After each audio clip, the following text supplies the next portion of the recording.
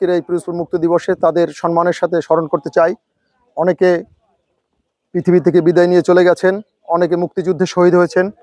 পিরোজপুর সর্বপ্রথম 8ই ডিসেম্বর স্বাধীন হয় এবং সেই স্বাধীনতার দিনে পিরোজপুরে যে সমস্ত মুক্তিযোদ্ধারা আমি স্মরণ করি যে এখানে শহীদ বিদিতে এখানেই তারা পাক হানাদার কর্তৃক নিহত হয়েছে করা হয় এবং তাদেরকে বাড়িঘর জ্বালিয়ে দেওয়া হয়।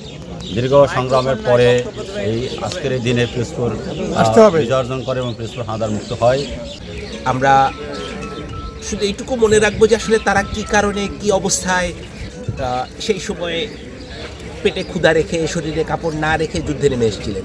ব্যক্তিগত কোনো স্বার্থ ছিল না, স্বার্থ ছিল সমাজের জন্য, স্বার্থ ছিল দেশের জন্য। মহিলাগণ,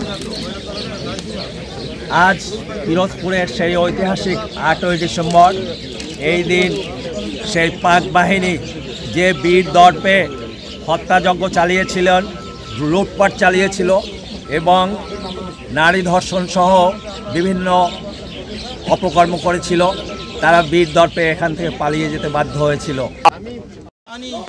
যে এখানে গুলি করা হতো আমরা টের পেতাম। মর্যাদা দান করো আল্লাহ, তুমি তাদেরকে শহীদ হিসেবে কবুল দান করো। রব্বুল আলামিন একটি দুর্নীতি মুক্ত এবং বৈষম্যহীন একটি রাষ্ট্র আমরা